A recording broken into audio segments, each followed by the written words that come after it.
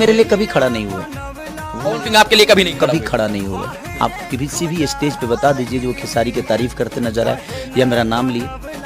Hello दोस्तों, खेसारी भैया ने क्लियरली बोला है कि पवन भैया मेरे साथ कभी खड़े नहीं हुए, वो कभी भी मेरा तारीफ नहीं किए। क्या आपको भी लगता है ऐसा है? दोस्तों, ऐसा तो नहीं है। मैंने तो कहीं कहीं देखा है पवन भैया को तारीफ करते खेसारी भैया का। आप भी देखे होंगे, उनके लिए गाना भी गाया है, वो वाला भाई वाला सुने ही होंगे स्टेज शो में। तो दोस्तों ऐसा नहीं है, फिर भी खेसारी भैया ने बोला तो कुछ ना कुछ तो बात होगा दोस्तों।